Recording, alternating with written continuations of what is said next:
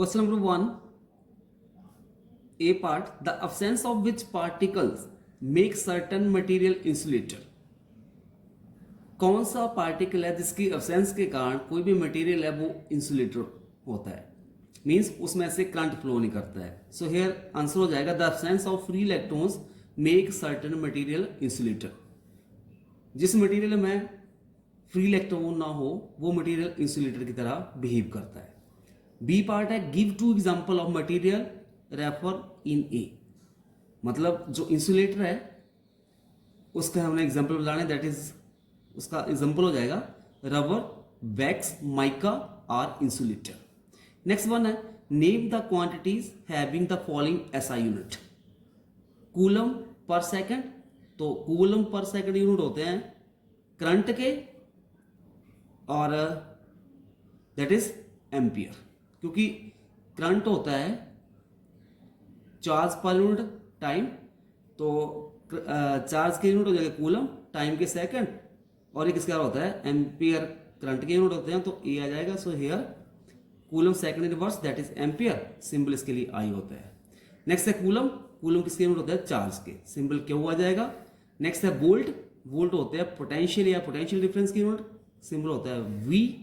ओम जो होता है वो यूनिट होते हैं रेजिस्टेंस के, उसके लिए आर आ जाएगा। नेक्स्ट क्वेश्चन है,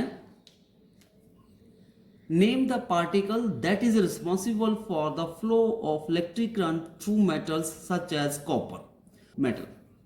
सो इसका आंसर हो जाएगा electrons is responsible for the flow of electric current through metal. जो मेटल में फ्री इलेक्ट्रॉन्स होते हैं वो रिस्पॉन्सिबल होते हैं flow of electric current through the metal. Next part है बी,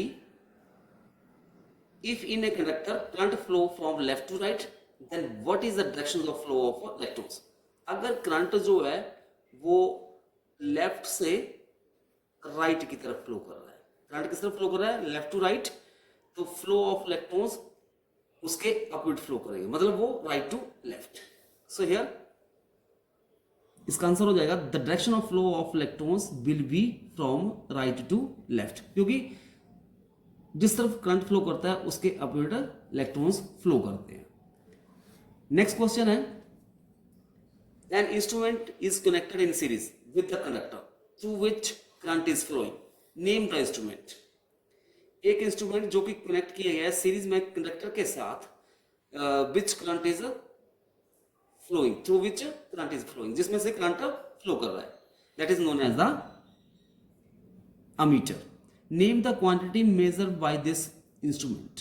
इसके द्वारा कौन सी जो फिजिकल क्वांटिटी को मेजर करते हैं, that is a current. Next question number 5 A part, is the circuit shown along side open और क्लोज्ड। ये हमारे पास सर्किट गिवन है, तो इन दिस केस ये की जो है ओपन है, so it is a open circuit, इसमें से करंट फ्लो नहीं करेगा, ना ही बल्ब ग्लो करेगा। सो इसका आंसर हो गया it is an open circuit. B part है, when closed shown the directions of current flowing through the circuit. अब ये क्लोज है तो डायरेक्शन ऑफ करंट हो जाएगी positive to negative. So here और आंसर हो जाएगा इसका when the circuit is close current flow from the positive terminal to the negative terminal of the cell as shown in the figure along side.